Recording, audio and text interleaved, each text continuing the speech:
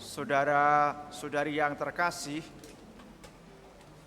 sekitar 4 tahun lalu ada sebuah foto yang sangat mengesan bagi banyak orang. Pada foto tersebut tampaklah seekor kijang sedang berdiri menatap ke depan.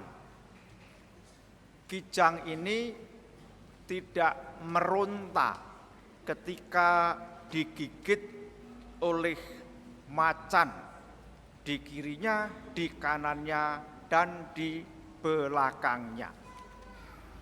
Kijang ini adalah kijang betina. Si fotografer, tukang fotonya, dia cerita bahwa semula kijang betina ini sedang bersama-sama dengan anak-anaknya.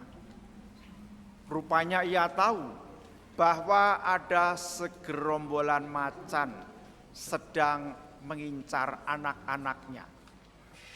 Maka ia segera membuat gerakan agar macan-macan tersebut menaruh perhatian kepada dirinya dan bukan kepada anak-anaknya. Si kijang betina tadi juga tidak mengajak anak-anaknya untuk kabur melarikan diri. Sangat mungkin si kijang betina tadi punya perhitungan. Ia dapat saja lolos dari terkaman gerombolan macan, tapi salah satu anaknya atau 2 anaknya tentu akan mati diterkam oleh macan dan menjadi santapan makan siang. Saudara-saudari yang terkasih, si kijang punya perhitungan seperti itu. Si kijang betina punya naluri memberikan dirinya dimakan oleh segerombolan macan asalkan anak-anaknya dapat terus hidup. Saudara-saudari yang terkasih, hidup adalah memberi.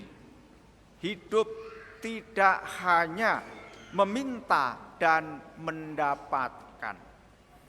Memang perasaan kita dapat meluap-luap gembira ketika kita mendapatkan undian, ketika kita mendapatkan hadiah, ketika kita mendapatkan pujian.